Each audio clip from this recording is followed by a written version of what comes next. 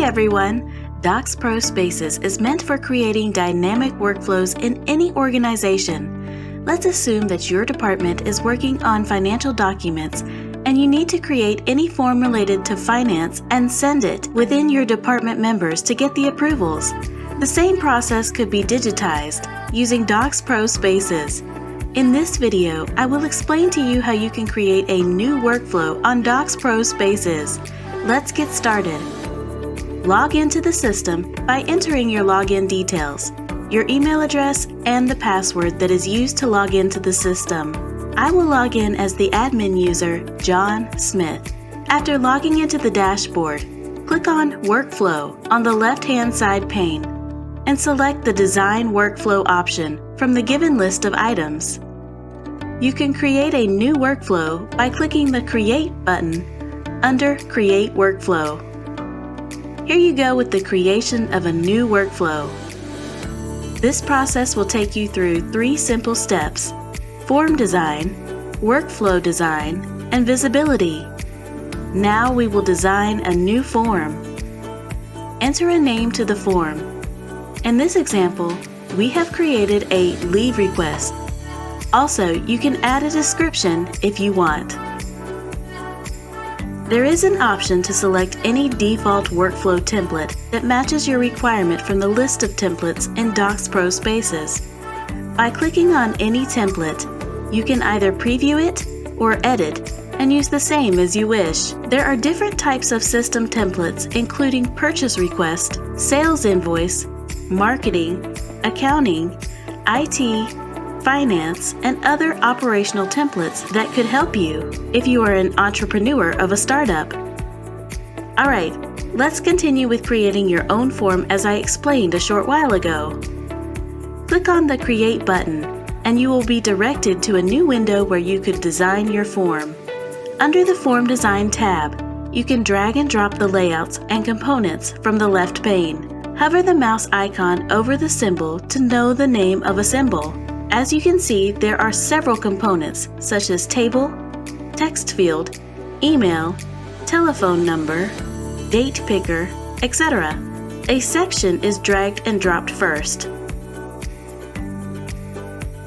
and changed its label to Leave Request Form for edX.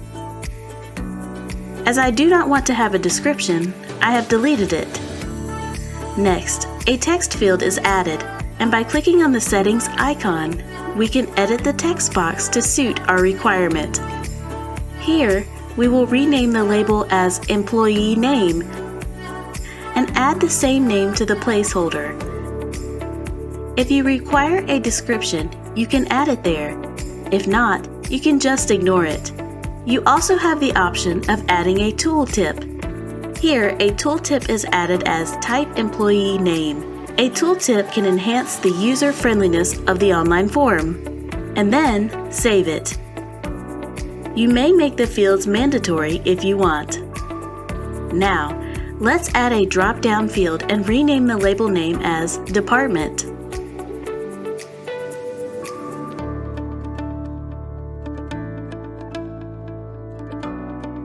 I have removed the description and given a tooltip positioning on the left side as Select the Department.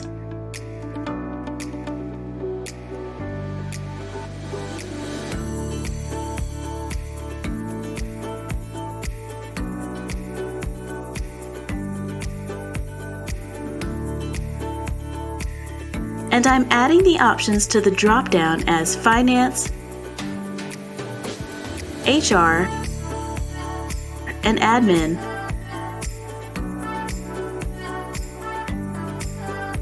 Here again, I have added a autofill field and renamed the label as Leave Type. Give the placeholder name as you want. Description is removed. Tooltip is given as Select the Leave Type, which is positioned above. Here you go with the drop-down options Annual, Casual, and Medical, and then save it.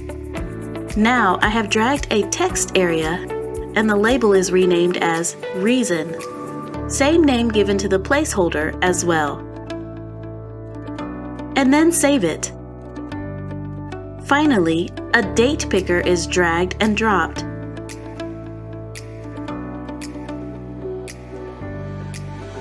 Renaming the label as Dates Requested. Placeholder is given the same name as we have done before. Once you are done with designing the form, go to Next. You can now design your workflow from here. You can decide on the number of steps you want to add as your business requires. Here in this example, there are 3 steps where the form has to be passed through. There will be an initiator who initiates the form with 2 other users who will approve the form. Click on the people icon. I have renamed it as Initiator and assign the step to Jenny. You can also create a new user if required. Click on Save. The steps can be assigned to users or groups. Step 1 is renamed as Manager Approval, and the step is assigned to Charles and saved.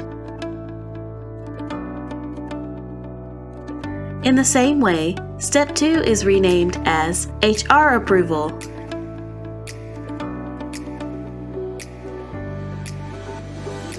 and assigned to Robert and saved.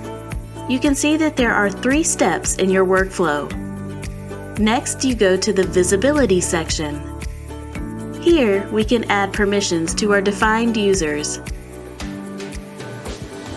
As you can see here, there are 3 steps. I'm going to add permissions to the initiator now. As this user is filling the form, we have to give read and write permissions to all fields. So, you see here, once the section is given the permission, it affects all fields. You can also rename the button in Action Button Configuration.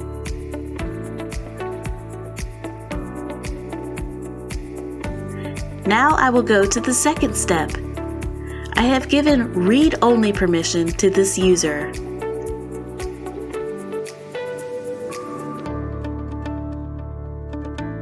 Now going to the third step, same as before, read-only permission is given. If you want, you can even hide a section or fields from users. Here again, you can change the buttons if you want. Next, click on Publish to finish creating the workflow. As you can see, a message will pop up confirming your action. Finally, you can find your newly created workflow on Recent Workflows. You will notice that it can be viewed with the published text turning into green color. That's all about workflow creation. Hope you are thorough and enthusiastic in creating new workflows on Doxpro Spaces, and thanks for watching our videos. Please do not forget to subscribe to our channel and stay tuned with us for more details. Our next video is about how to use the workflow.